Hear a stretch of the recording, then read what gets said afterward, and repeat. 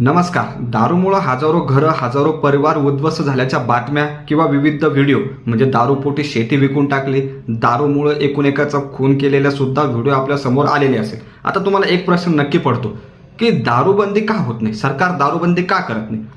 तर महसूल कितीतरी कोटीचा महसूल सरकारला जातो आणि हा दरवर्षी वाढत चाललेला आहे. आता जो फोटो दाखवणार आहे नक्की संपूर्ण व्हिडिओ बघा. हा तुम्ही संपूर्ण जी माहिती आहे ही नक्की वाचा. आता सरकारला किती महसूल मिळाला ते बघा.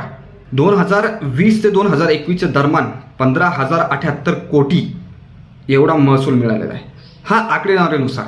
आता यानंतर 2021 ते 22 मध्ये 17,228 कोटी, त्यानंतर 2022 ते 23 मध्ये 21,550 कोटी, त्यानंतर 2023 ते 2024 दरम्यान 23,289 कोटी, 2024 ते 2025 दरम्यान 30,500 कोटी अंदाजे, आणि 2025 ते 2026 आता ही अंदाजी रक्कम आहे 32,025 कोटी एवढा महसूल हा सरकारकडे जातो. एक अंदाजे एवढी किंमत आहे, परंतु हा किती मोठा महसूल आहे आणि का होत नाही हे याचा विचार करा. त्याच्या भरपूर गोष्टी आहेत, भरपूर नियम आहेत, परंतु तुम्हाला थोडंफार तर लक्षात आलंच असेल.